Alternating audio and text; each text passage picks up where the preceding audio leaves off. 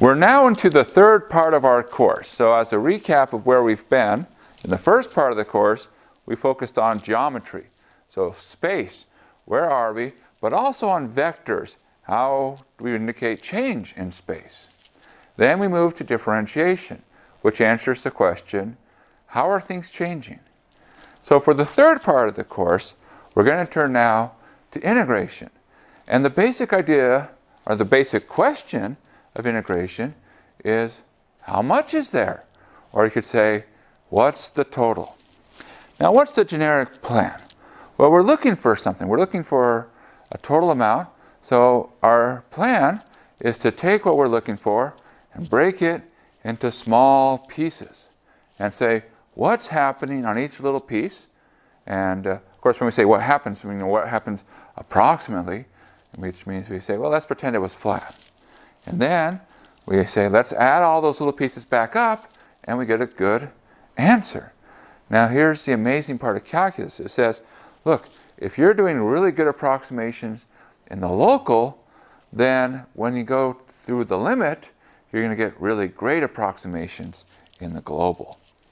All right. Well, as a recap of last year, suppose I have a function y equals f of x.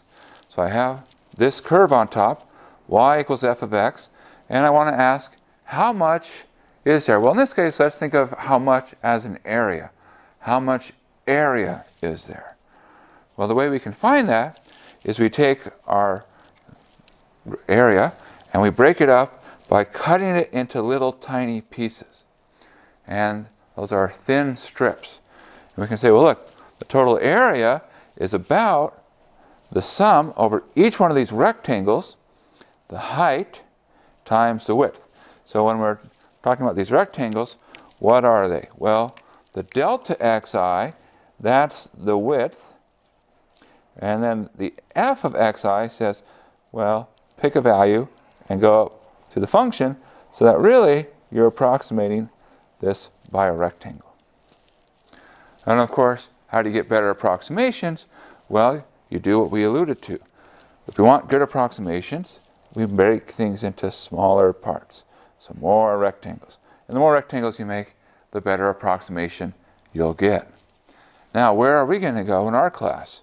So we're going to spend a lot of time thinking about z as a function f of x comma y. So I have my surface. I have this surface sitting up here, and it's not flat. Most surfaces aren't. But what we can do is we can think about breaking it up.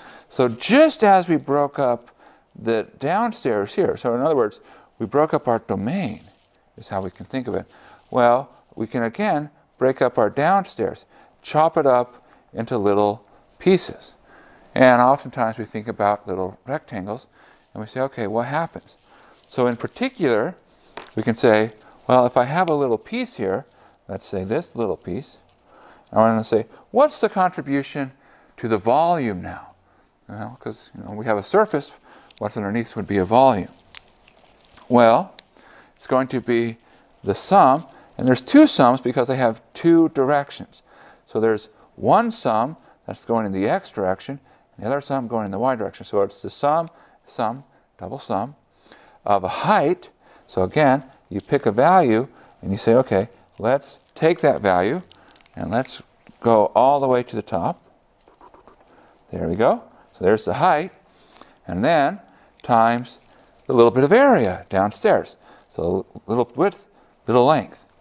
And so what we're really doing is we're saying, look, we're approximating this little tiny box.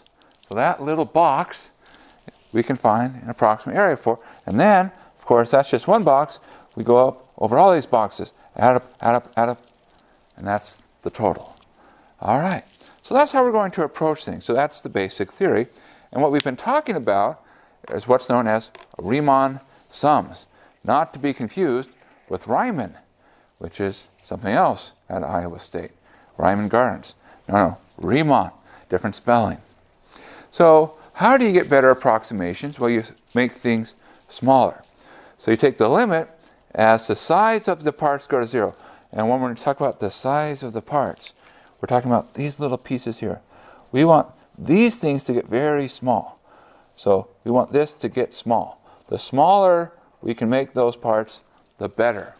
And in the limit, if they go to 0, well, we have a great approximation. So when this limit exists, we say, aha, that's the answer, and we say that our function is integrable. In other words, we can integrate, and we denote by the integral. Integral over our region R, f of xy dA.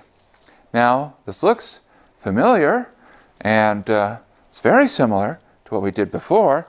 Two changes, of course. One, the dA. Well, here we're thinking of not dx, we're thinking of dA, small bits of A, or small bits of area. The other is, notice it's a double integral. So that indicates it's a two-dimensional region. So the number of integral signs that you see is an indication of the type of thing you're integrating over. So if it's a one-dimensional object, like a line, we use a single integral. If it's a two-dimensional thing, like a region in the plane, we use two integrals. And later on, we'll talk about integrating over a three-dimensional region. And spoiler alert, 3 integral signs. Okay. Now, the question, are all functions integrable? The answer is no. However, all nice functions are integrable.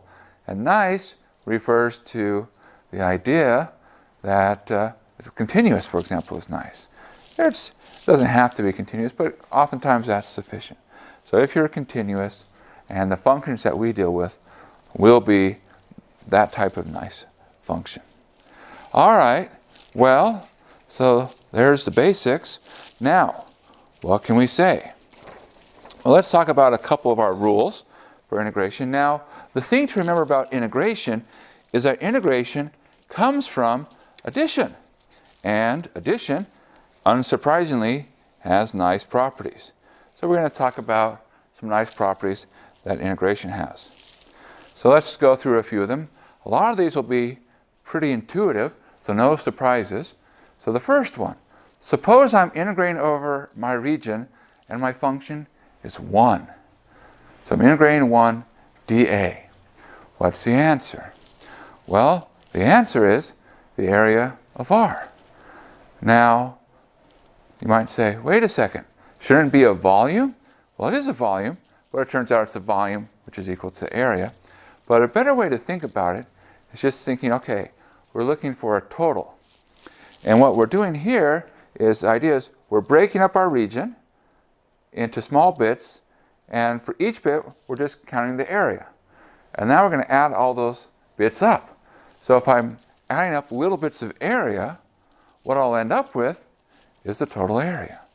Okay, well that seems reasonable, which is good. We like things which are reasonable.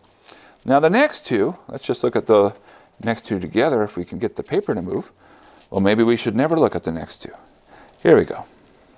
The next two properties say the following, namely that integrals are linear. So linear things have two properties. One, you can pull out constants, and two, you can break up over addition. So here's if I have k as a constant, it comes out, and if I have two things being added together, I can integrate them separately. Well, you can do that when you're doing addition. If I have a bunch of things adding together, and I have a constant multiplying by each one, I can pull the constant out in front. Or, if I have a bunch of things being added together, I can break a bunch of things being added together into two natural groupings. That's the second one. All right, and one more. Suppose I can compare two functions. So I'm going over some region R, and I have that one function is always below another function. Then the integral of the lower function is always below the integral of the higher function. Now, if you want the intuition, think about what happens in 2D. So in 2D, what happens is you have f and you have g. And so if I want to know what's the area under f, well, the thing is, it's less than the area under g. Okay, well, same process works when we think of multivariable integration. Because really what happens is we can say, look, we can compare term by term. Term by term, what's happening? And when we look term by term, we can say, aha, each term is less than or equal to, and the whole thing carries over. Now, the other thing we can do, and this is kind of a flavor of addition, which says, suppose we have the following. We can break our region, so here's our region R, up into two parts. So I'm splitting R into currently R1, R2. Then, oh, we have a typo. Well, we'll fix that typo. If I look at the integral of f of xy on the whole region, it's the integral over just the part on R1 plus the part on R2. So, in other words, I can break my region up. Now you might say, but why would you want to break your region up? And there's a couple of reasons why. First off, it might be the case that your function has two different definitions. In other words, it's piecewise. So on region 1, it has one flavor. And on region 2, it has a slightly different flavor. And you might say, well, I want to use different tools. Well, that's perfectly fine. Use your different tools on different regions because you can break your integral up. Now the other reason is it might be the case that your regions are a little bit oddly shaped. Right now, our regions, we're talking about our rectangles, we're going to build up to much more interesting types of shapes. And in that case, we'd like to say, okay, look, break your regions up into things which make sense. In particular, what we're going to get to is the point, break your regions up into things which are easy to describe. That's the goal.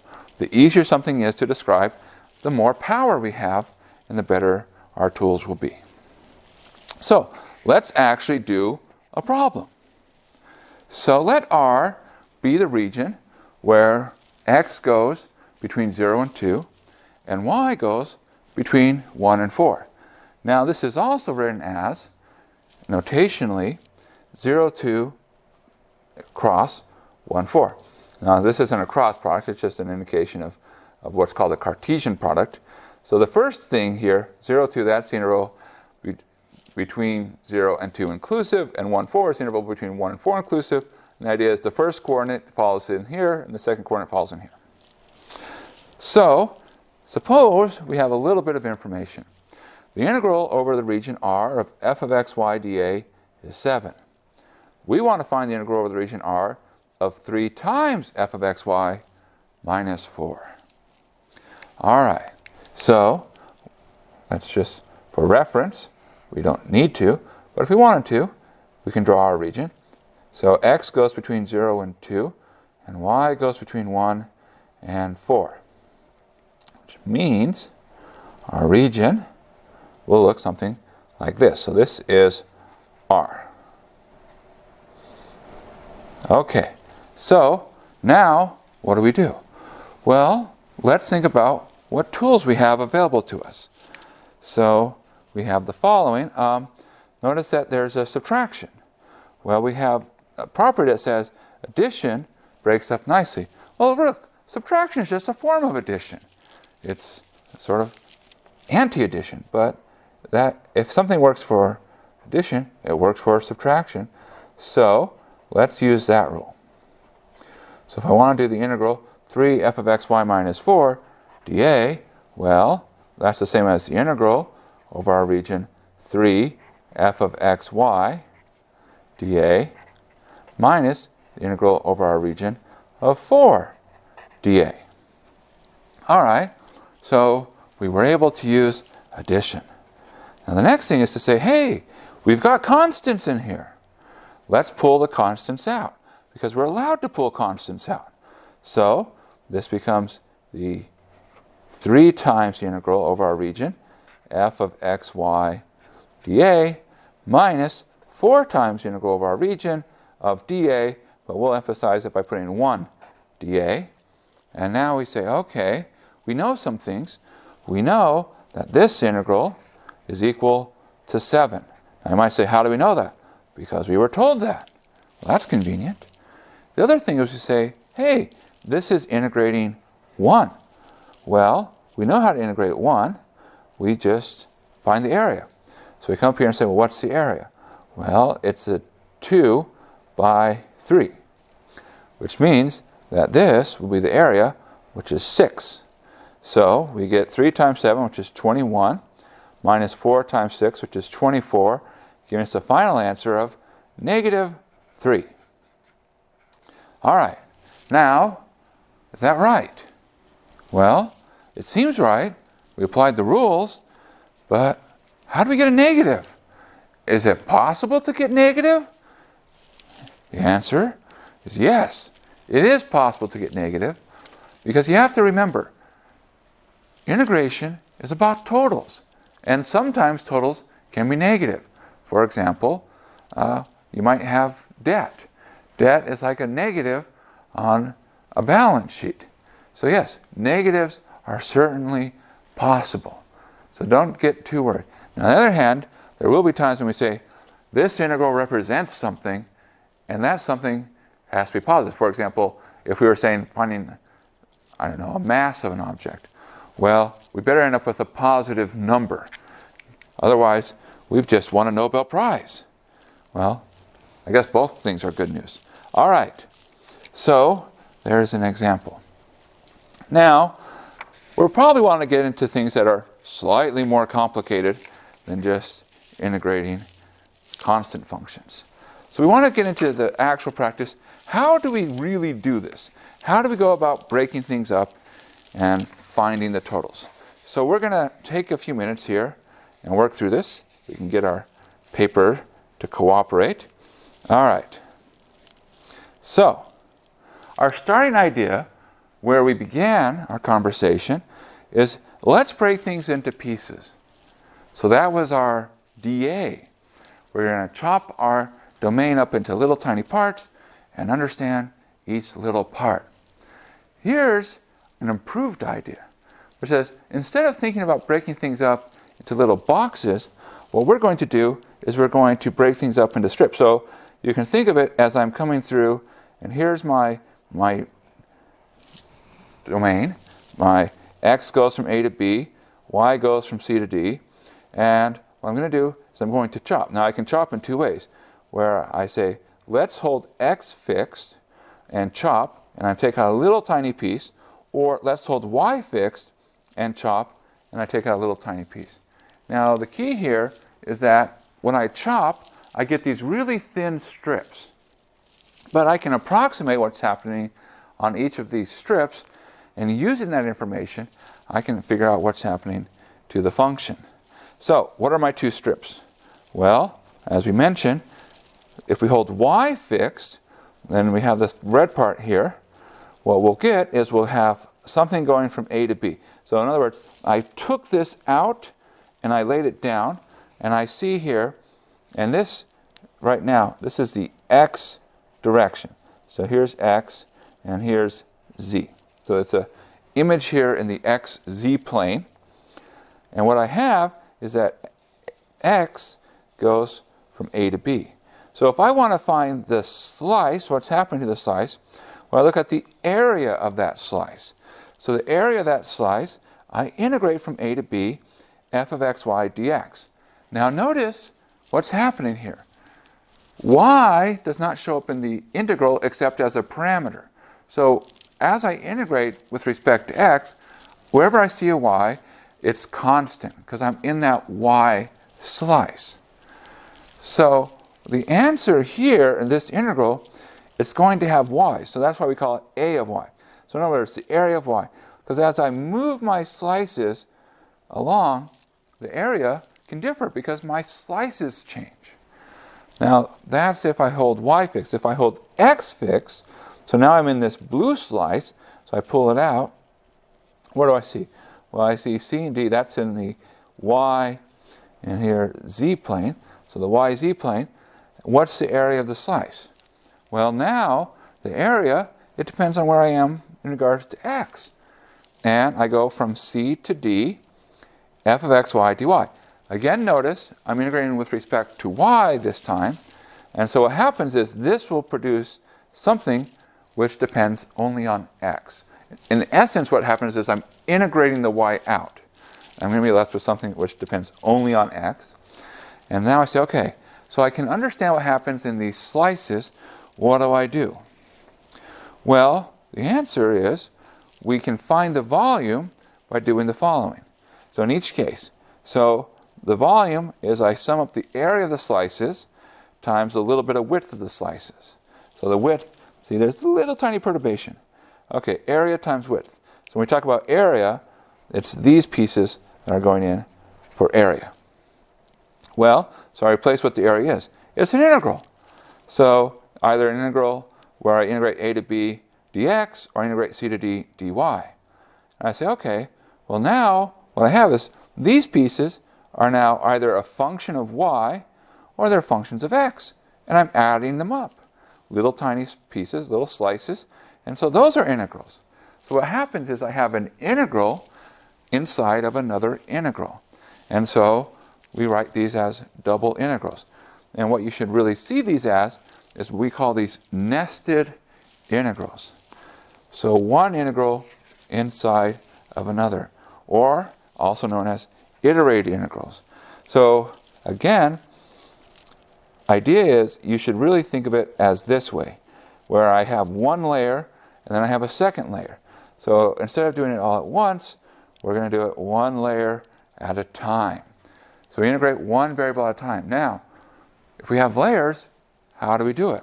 Well, we work from the inside out. So start on your innermost layer and then go to the next layer and keep working. Now in our case, there's only 2 layers, but you can have more, just depends on the problem. One other thing, of course, we've mentioned it before, but when you're integrating, you only integrate when you're doing these iterated integrals with respect to one variable at a time. So either x is our variable and we treat y as fixed, or y is our variable and we treat x as fixed. But just be careful. Now, big thing. Notation is important. For the last couple of classes, Calc 1, Calc 2, we keep saying, be careful with your notation. Be careful with your notation. And you're like, yeah. But now, you got to be careful with your notation because things need to match up.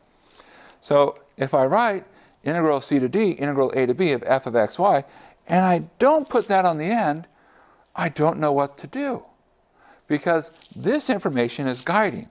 What's the first variable I integrate with respect to? What's the second variable I integrate with respect to? Well, the key here is you work and you pair things up. So the innermost integral pairs with the innermost d. So this integral goes with respect to x. And the outermost goes with the outermost d. So that way you understand, okay, which integral sign goes with which variable. The other thing is you'll notice I've marked something here.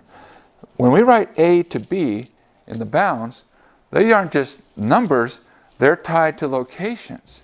So this is x equals a to x equals b. And the reason I know that these are x is because this integral is tied to the dx.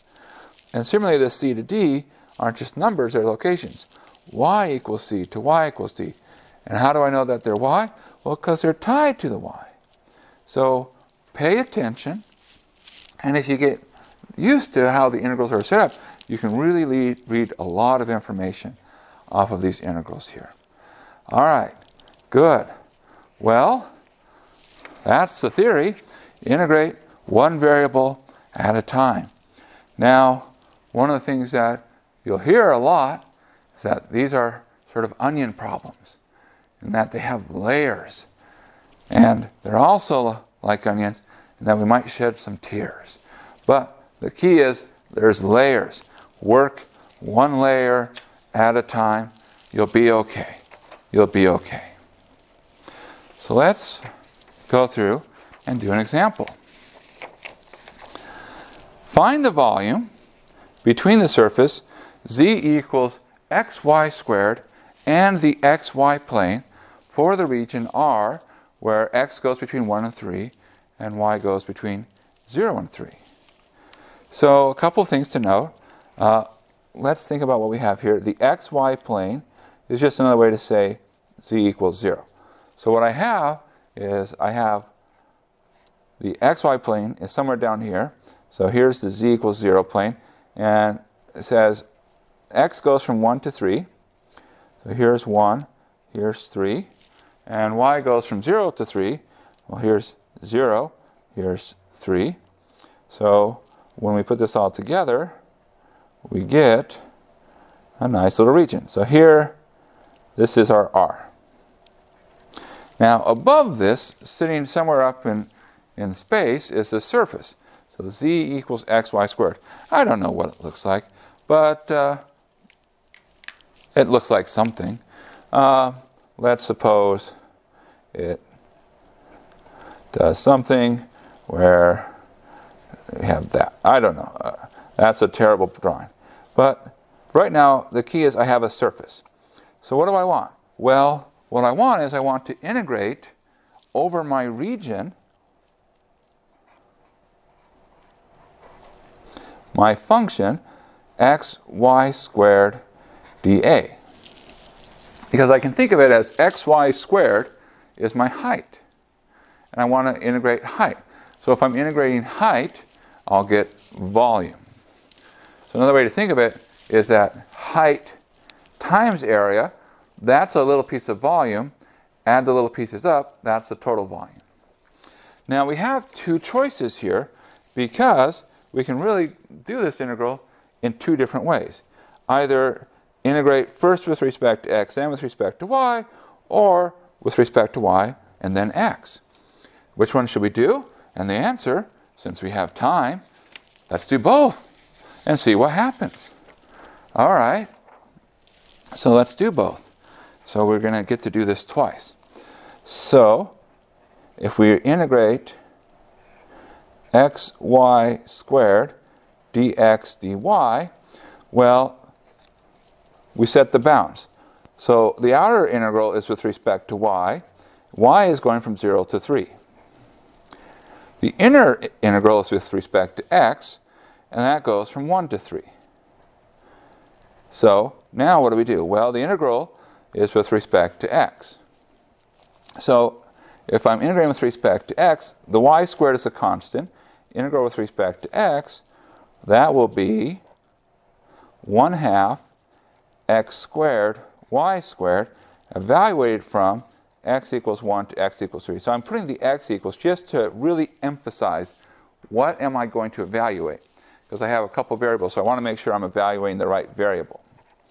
So what does that become? Well, that becomes integral 0 to 3.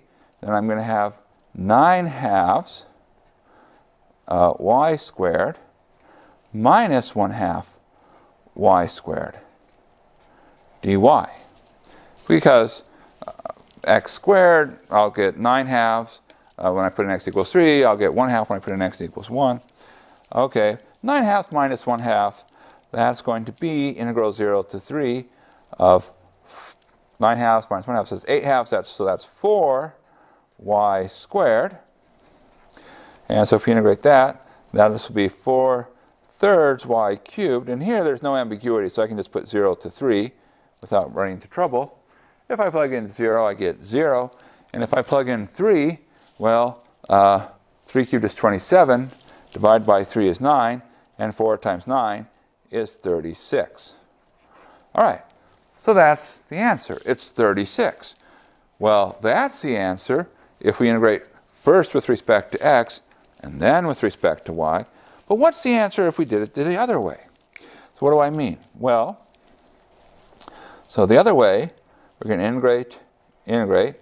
It's still the same height. So we're not changing the function, but what we're changing is the order in which we integrate. So dy dx. So let's set our bounds. So the x bounds. X goes from 1 to 3, because I can see it. X goes 1 to 3. The y bounds, next layer.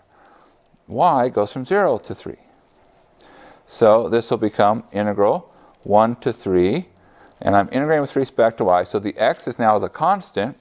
And the integral of y squared is 1/3 y cubed.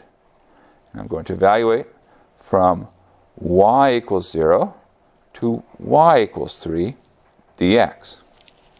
And now at this point we plug it in. Well, 1/3 times 27 makes 9. So this becomes the integral 1 to 3 of 9x. And if I plug in 0, I get 0. So 9x dx. All right, now we integrate 9x. So that'll be 9/2 x squared, evaluated from 1 to 3. So what is that? Well, that's 9/2 times 9 minus 1. Well, 9 minus 1 is 8. 8 over 2 is 4, and 9 times 4 is 36. Aha! They seem to have matched. Is that surprising? I hope not, because we're really saying, what's the volume? See, the volume shouldn't depend on how I compute the answer. I should always get the same volume. And this is confirmation that says, look, there's consistency. Now you might notice some things. You might say, look at the intermediate steps. They actually look quite different. So this one, it looks like the integral from 1 to 3 of 9x dx. And here I got the integral 0 to 3 of 4y squared dy. It's not obvious a priori that we're going to end up getting to the same answer. But it turns out, if we do our job right, then we will get the same answer. Now, in general, we have the following. So if we have a rectangle where x goes between a and b, and y goes between c and d, then we can integrate in one of two choices. A to b, c to d, f of xy dy dx, or c to d, a to b, f of xy dx dy. Now there's a couple of things to note. It is possible to change the order of integration. In other words, which variable do you integrate first? Now, changing the order of integration won't change the answer. So in other words, where we end up, it doesn't depend on where we start. It just, as long as we do our job right, we'll get the same answer. And now, you might say, well, fantastic. If it won't change the answer, then I never have to change the order of integration. Well, last thing. Sometimes changing the order of integration helps to simplify the process of finding the answer. So it is advantageous to learn how to change the order of integration. In fact, one of the major themes that we're going to be looking at over the next little while is going to be, look, how do we change the order of integration? Because if we can change the order of integration, then we can really get a lot of information. All right, well, let's try this. Let's try an example. So, here we go.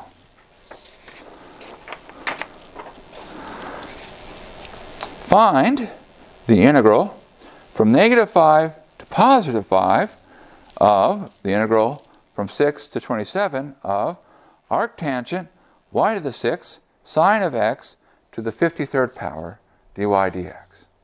Now, our first inclination is to say, that's interesting. I mean, we know he likes arctangent. This seems a little bit excessive, though. I mean, how could we go about finding this? Well, let's think about what we'd have to do. If we took this integral and said, let's find this integral, then notice that the first layer is with respect to y. So the first layer says, let's integrate this function with respect to y. Now, the sine of x to the 53rd, that's easy enough for us to handle. No problem. But arctangent of y to the 6, is it possible? Is it even possible to find the antiderivative of arctangent of y to the 6? The answer is probably with a lot of work, it could be done. Very unlikely that we could do it, and definitely couldn't do it in the amount of time that we have for today's discussion. All right, well, that certainly puts a damper on things. So how can we make progress? Well, one of the things that you should learn is to say, look, if I'm not making good progress on the integral the way it's given to me, can I rewrite it? In other words, is there something I can do to change it to make it so it's a little bit simpler? Now, in our case, one of the things that we just talked about is changing the order of integration. So let's try that. integral 6 to 27 of integral negative 5 to 5 of arctangent y to the 6 sine of x to the 53rd dx dy. So, in other words, I'm just sort of doing this. Now, you're probably thinking, wow, that's super easy to change the order of integration. Well, be careful. We're going to go into this next time and say, it's not always so easy. But the thing is, right now, what's happening is we're integrating over rectangles. And it's really easy to change the order of integration when you're doing rectangles. When we do something that's not a rectangle, well, come next time. We'll talk about it. So what do we have? Well, we have this integral now. Said, aha! Instead of having to integrate arctangent of y to the 6, I'm now going to integrate sine of x to the 53rd. Because notice, arctangent of y to the 6, this is now a constant. Where before, that was the thing that we had to figure out how to integrate. Now the part that we need to integrate is the other thing. All right. Well, still not so clear. Not so clear. But let's pause and think about it. Now, one of the things that will become apparent is over the next couple of lectures, we're going to see this, is that we're going to spend almost all of our time talking about definite integration. Now, definite integration means I'm going between two bounds. And so what I'm after is I'm after a value. Indefinite integration, also known as antiderivatives, says I'm after a function. For the most part, we will do very little with indefinite integration when it comes to multivariable calculus. So we're after definite integrals. And because we're doing definite integrals, sometimes there's power. Well, what do I mean? When I look at this expression, and again, arctangent y to the 6, I can think of that as a constant. In fact, because it's a constant, let's pull it out. So 6 to 27 of arctangent y to the 6 times integral negative 5 to 5 sine x to the 53rd dx dy. So I can pull it out. Now let's think about this very specific integral. Now when we look at this specific integral, we say, well, this function is a very strange function, peculiar function, unusual, weird. Some people might even go so far as to say that this function is odd. It's an odd function. Now, what does that mean? Well, an odd function, recall that we say a function is odd if when I plug in a negative value in, it's the same as taking the negative as if I plugged in the positive value. So that's what an odd function is. Now, why do we care about odd functions and integration? Well, it turns out that odd functions have a certain type of symmetry. And that is to say that they sort of go through the origin. And in particular, what can happen is if I'm integrating, let's say, from negative some point to positive some point, I'm going to get some contributions, and that these two parts are going to cancel. So odd functions have a very nice property that if we're integrating something which happens to be odd, and if our bounds are in this nice symmetrical relationship to one another, we can do that integration without a lot of work. Now, why do I go down this tangent? Well, we have an odd function. You see, if I plug a negative x, well, a negative to the 53rd, it's like a negative 1 to the 53rd, it's still negative. So I can then say that sine is odd, so I can pull that negative out. So sine of x to 53rd is odd. And then I say, oh, look, the bounds. Negative 5 to 5. Which means that this integral is going to be 0 by symmetry. So even though we can't do it by finding an antiderivative, we can use information about the function. So we can do this from time to time. as we go on, we're going to be able to do other things, saying, oh, let's use information about how to interpret it. Let's interpret this as a volume of a cylinder or a volume of a sphere or so forth and so on. So we don't always have to do every integral by finding antiderivatives. Oftentimes we can get by saying, what does this represent, or what symmetry can we use? So what does that do? Well, what that does is it says the following. So this becomes the integral of 6 to 27 of arctangent of y to the 6 times 0. Well, anything times 0 is 0, and so it just becomes the integral 6 to 27 of 0, which is 0. And there's our answer. Good. All right. Well, that one's not so bad if you know what to do. So let's try another one. So let R be the region where x goes between 0 and 2, and y goes between 0 and 2. And we want to find the integral over our region, R of x e to the xy dA. All right. Well, what can we do? Well, in this case, we can do one or two things. Now, our region, it's very simple. It just says we're going to take a 0, 2, 0 to 2. So it's a 2 by 2 square. So I can do one of two things. I can integrate 0 to 2, 0 to 2, x e to the xy dx dy, or I can do 0 to 2, 0 to 2, x e to the xy dy dx. Now let's try. Let's try the first one. Let's do dx dy. So if I'm integrating x e to the xy, what do I need? Well, here I have two functions of x multiplying together.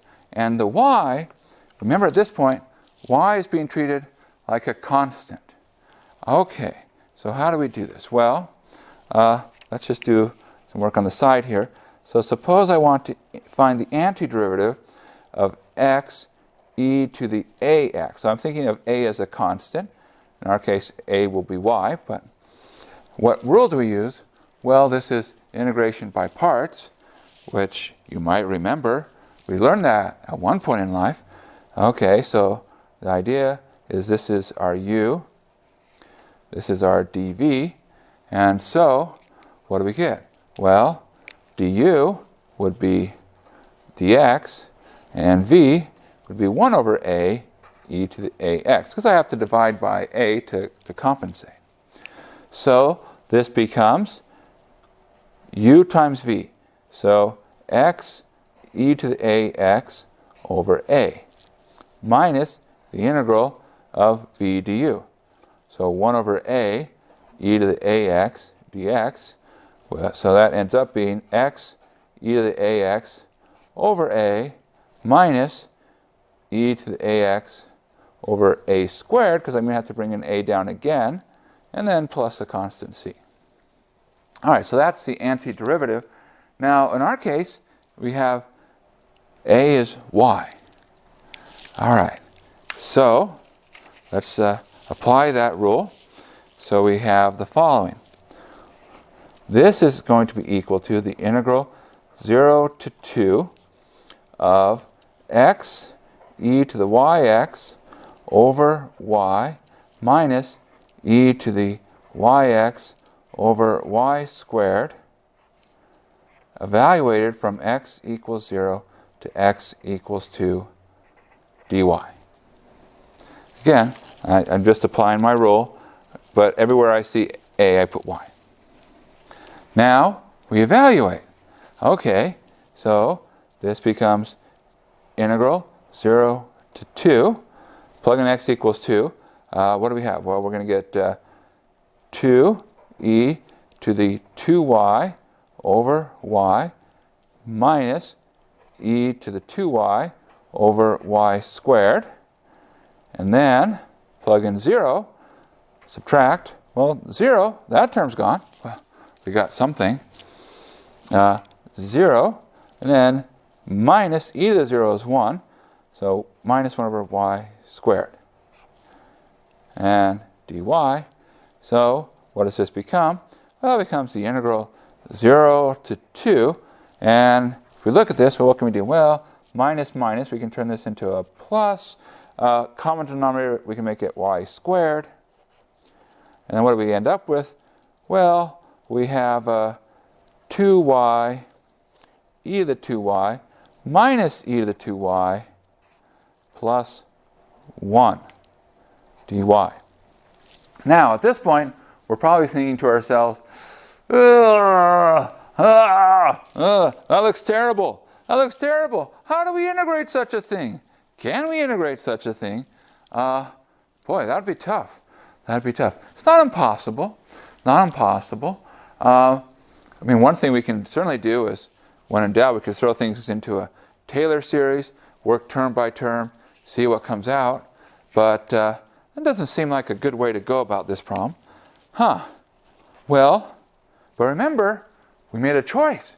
We made a choice. Let's try dx dy. That was probably a bad choice. So let's make a better choice. Okay, so the better choice is we're going to come through and say, well, let's try dy dx. Now, if we integrate with respect to y first, notice it's not product rule because x is now a constant. So it's going to be some constant e to that constant y.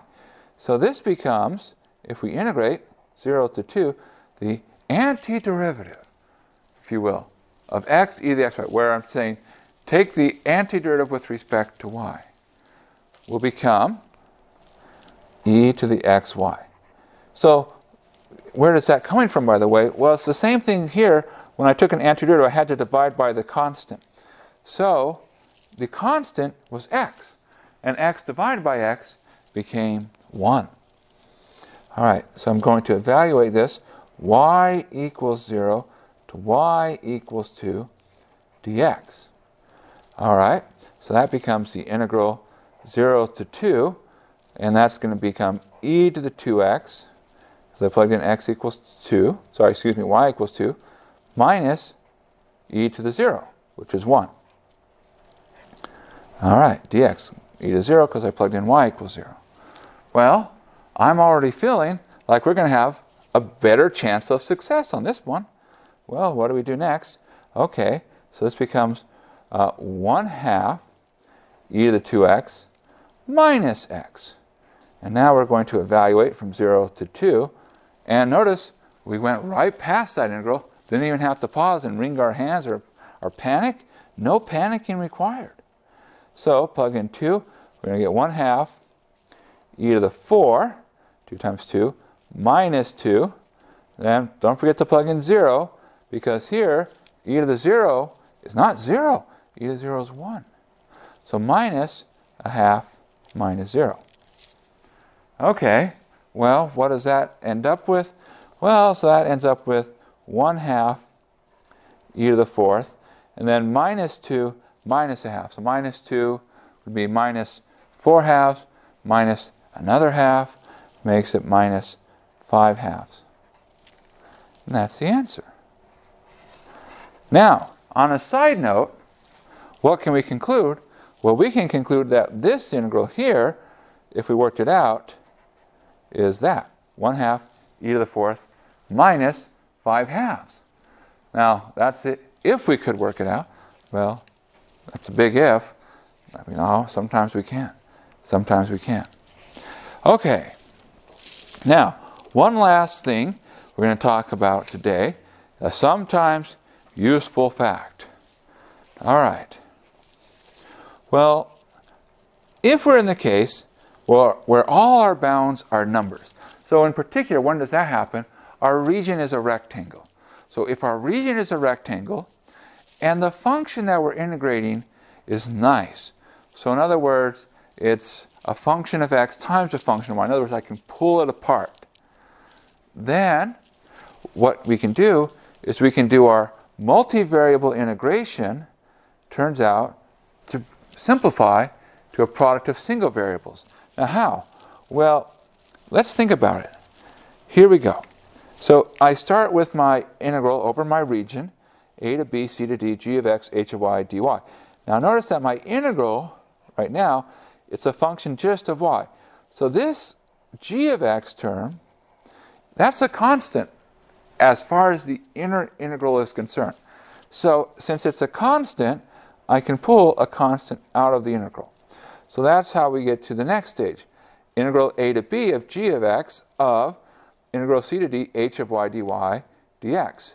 Now, this integral is a constant. Because notice it will come out, once we figure out what it is, it's a value. We can pull constants out of integrals. In this case, I'll pull it to the back. And once I pull it to the back, what's left? Well, the integral from a to b of g of x dx. So I get that the multivariable integral becomes the integral from a to b of g of x dx times the integral c to d of h of y dy. Now, let's be careful here. This does not apply in all cases. So recall, what do you need? You need to have the region be a rectangle, and starting next time, we're going to talk about regions which are not rectangles. The other thing you need to have is that you need to have a function that you can pull apart. So as an example of a function you can't pull apart, there's no way to write x e to the xy as a function of x times a function of y. That's not something that can pull apart. On the other hand, this one, it's very easy to pull apart because it's almost written that way, function of x times a function of y. So be careful. And the good rule of thumb for almost every technique that you learn is, when in doubt, don't use it.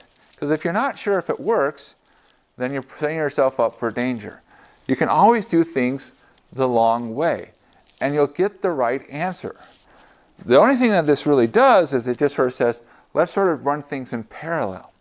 So in other words, instead of saying, let's do integral one layer and then integral the next layer, it just says, let's do both layers at the same time.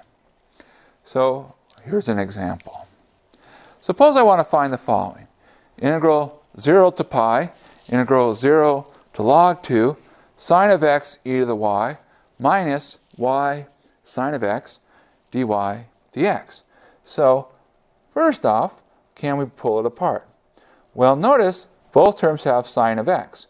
So I can rewrite this as sine of x. Then if I fill that out, I'll have e to the y minus y, which is the right form. Function of x times function of y. So what does this become? Well, it's the integral 0 to pi. And now 0 to pi, that's the x integral, so I'm going to pull the x piece out. Sine of x dx. And now the other piece is going to be integral 0 to log of 2 of the y terms, e to the y minus y dy. All right. Whoops. Okay, well, bad notation, but it's in there. Well, okay, let's just make this thick. There we go. And put dy. There we go. All right, now no one will notice I made a mistake. So the reason I'm talking about we can do things in parallel is, let's just go through and do these one at a time. What's the integral of sine, antiderivative of sine? Well, it's negative cosine of x. And we're going to go from 0 to pi. And then that's minus 1 minus 1. So the reason it's minus 1 is cosine of pi is negative 1, so minus 1.